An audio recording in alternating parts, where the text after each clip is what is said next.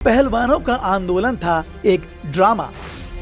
छूट के लिए छेड़ी गई थी जंग। कहां है महिला पहलवानों के सम्मान का सवाल। गंगा में मेडल फेंकने वाले पहुंचे मैदान। आंदोलन का यही है अंजाम। दिल्ली के जंतर मंतर पर धरना देने वाले पहलवानों के प्रदर्शन और उनकी नीयत पर अब फिर से सवाल उठने लगे हैं।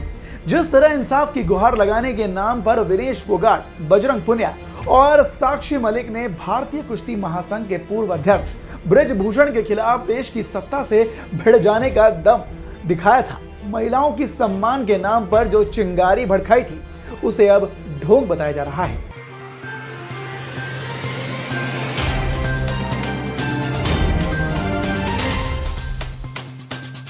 इंसाफ ना मिलने पर पहलवानी छोड़ने की बात करने वाले पहलवान, कभी पीड़ितों को इंसाफ ना मिलने और ब्रिजभूषण पर कार्रवाई ना होने पर मेडल्स को गंगा में बहाने की बात करने वाले पहलवान आज शांत क्यों हैं? पूरा देश ये सवाल पूछ रहा है। जब तक इंसाफ नहीं मिलेगा तब तक जंतर मंतर नहीं छोड़ने की बात करने वाले पहलवान आज मौका मिलते ही वापस मैदान में क्यों पहुंच गए? इस पर लोग सवाल उठा रहे हैं। सवाल ये कि क्या पहलवानों का वो विरोध किसी मांग के लिए था? क्या पहलवानों का वह विरोध अपनी जिद को मनवाने के लिए था?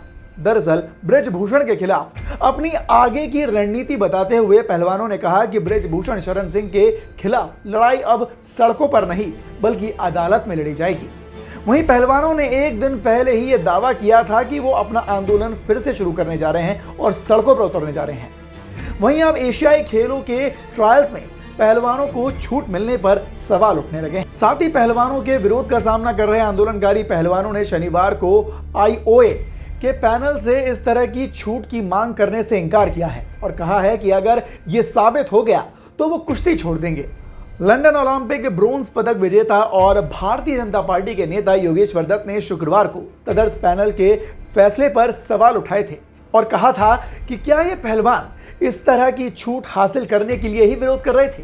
दरअसल भारतीय ओलंपिक संघ के विशेष पैनल ने 6 आंदोलनकारी पहलवानों के लिए आगामी एशिया खेलों में और विश्व चैंपियनशिप की चयन प्रक्रिया को सिर्फ एक मुकाबले की प्रतियोगिता बना दिया है।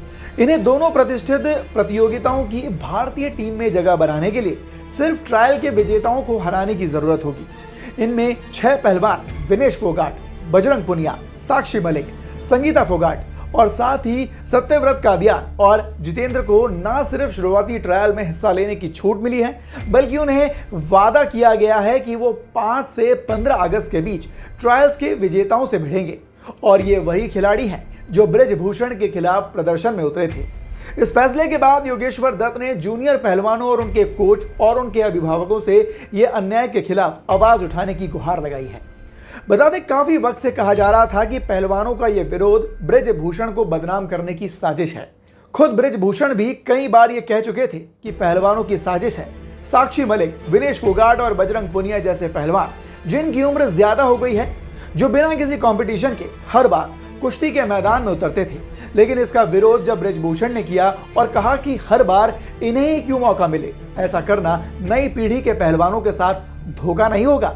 जिसके बाद तत्कालीन कुश्ती महासंघ के अध्यक्ष ब्रिजभूषण ने कहा था कि अब नेशनल और इंटरनेशनल खेलने के लिए पहलवानों को खुद को साबित करना होगा और जो भी इन कॉम्पिटिशन्स के अंदर नेशनल्स में जीतेगा वही आगे जाएगा। और इस ऐलान के बाद से ही पहलवानों ने झूठे दावों के साथ प्रदर्शन का आगाज किया। ये तमाम दावे ब्रिजभूषण नेशनल चैनल पर कई बार कर चुके हैं, लेकिन फिर भी जांच की मांग की गई और पहलवान इस पर अड़े रहे और उनके कहने पर सुप्रीम कोर्ट के कहने पर जांच हुई, लेकिन पुलिस की जांच में ब्रिजभूषण को निर्दोष पाया गया। लेकिन फिर भी अगर सच में पहलवानों का वो प्रदर्शन सच्चा था, वो देश की बेटियों के लिए लड़ रहे थे, तो आज वो लड़ाई की आग ठंडी क्यों हो गई? तो क्या आपको भी लगता है कि पहलवानों का विरोध प्रदर्शन महिलाओं के लिए नहीं बल्कि खुद का उल्लू सीधा करने के लिए था? अपनी राय हमें कमेंट बॉक्स में कमेंट कर जरूर बताएं और देखते रहें द भारत नाउ। धन्यवाद।